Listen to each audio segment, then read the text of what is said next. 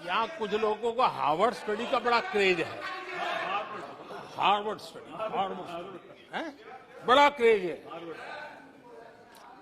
Corona काल में ऐसा ही कहा गया था और कांग्रेस ने कहा था कि भारत की बर्बादी पर हार्वर्ड में केस स्टडी होगी, ऐसा कहा था।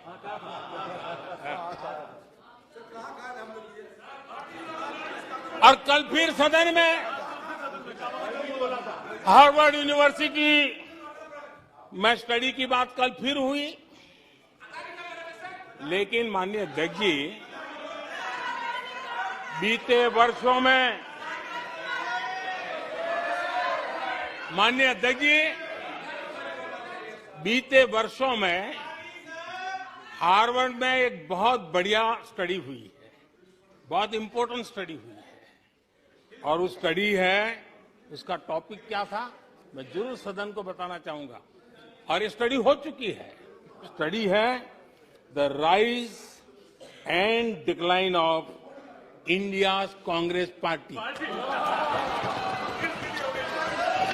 ये स्टडी हो चुका है और मुझे विश्वास है अध्यक्ष जी, मुझे विश्वास है भविष्य में कांग्रेस की बर्बादी पर सिर्फ हार्वर्ड नहीं, बड़े बड़े विश्वविद्यालयों में अध्ययन होना ही होना है और डुबाने वाले लोगों पर भी होने वाला है। आदरणीय अध्यक्ष जी, मैं ऐसे लोगों के लिए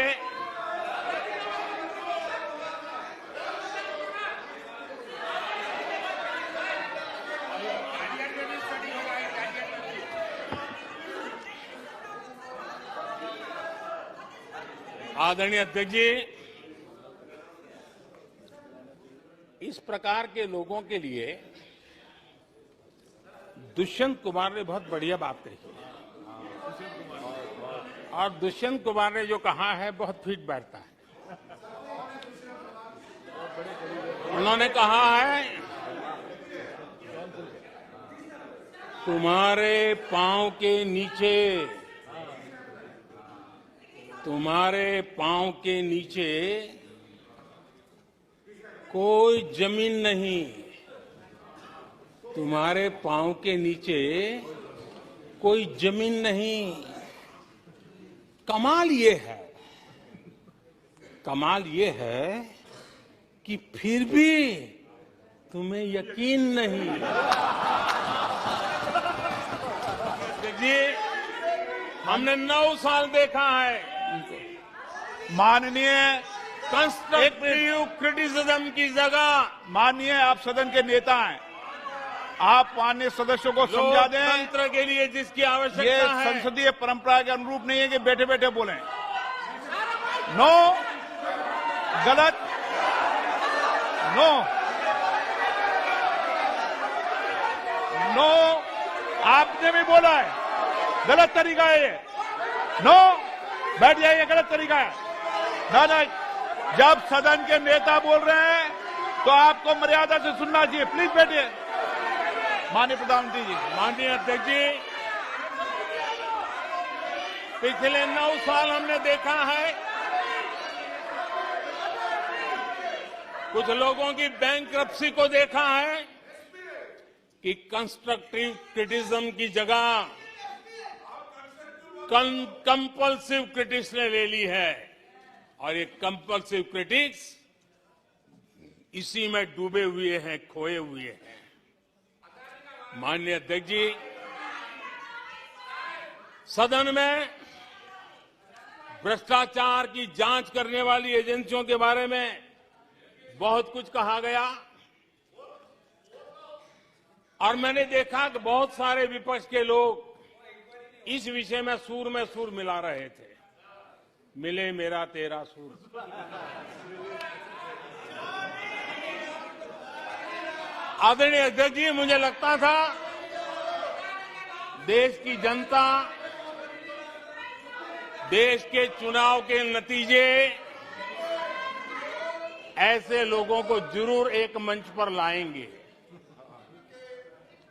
लेकिन वो तो हुआ नहीं। लेकिन इन लोगों ने ईडी का धन्यवाद करना चाहिए कि ईडी के कारण ये लोग एक मंच पे आए हैं। ईडी ने इन लोगों को एक मंच पे ला दिया है। 2014 से ये लगातार कोस रहे हैं, हर मौके पर कोस रहे हैं, भारत कमजोर हो रहा है, भारत की कोई सुनने को तैयार नहीं है, भारत की दुनिया में कोई वजूद नहीं रहा, न जाने क्या क्या कहा। और अब क्या कह रहे हैं? अब कह रहे हैं कि भारत इतना मजबूत हो गया है कि दूसरे देशों को दबकाकर फैसले करवा रहा है।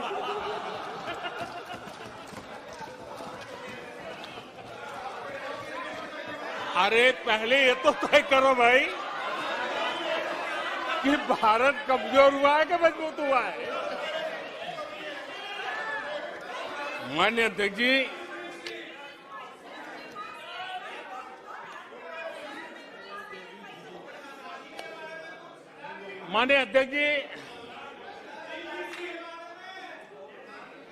कोई भी जीवंत संगठन होता है,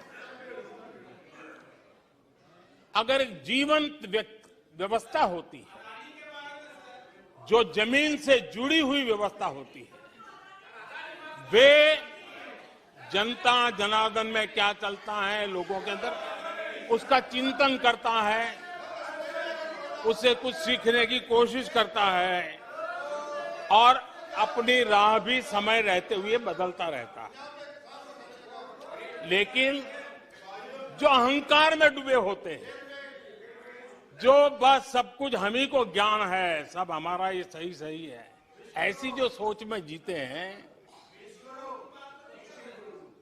उनको लगता है कि मोदी को गाली दे करके ही हमारा रास्ता निकलेगा, मोदी पर झूठे अनाप शनाप कीचड़ उछाल करके ही रास्ता निकलेगा। अब 22 साल बीत गए, वो गलतफहमी पाल करके बैठे हुए हैं।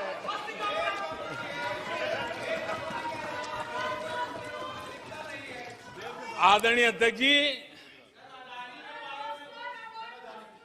मोदी पे भरोसा अखबार की सुर्खियों से पैदा नहीं हुआ है।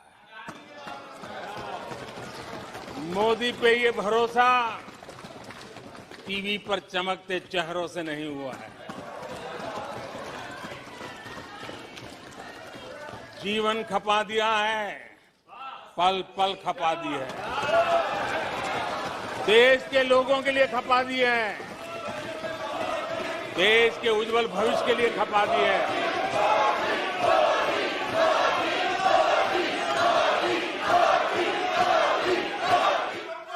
एक बार जंगल में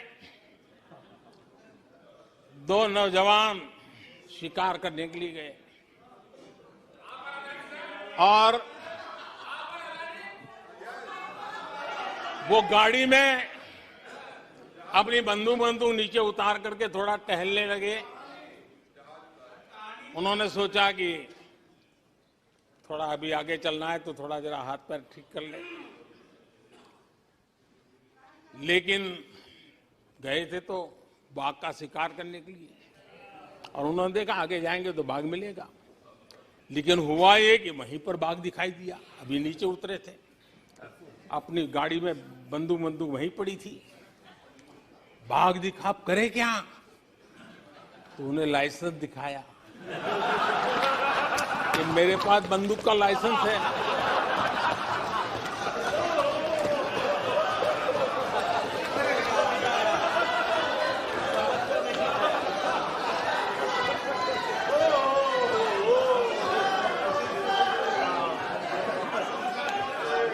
इन्होंने भी बेरोजगारी दूर करने के नाम पर एक कानून दिखाया, वो कानून बना दिया है।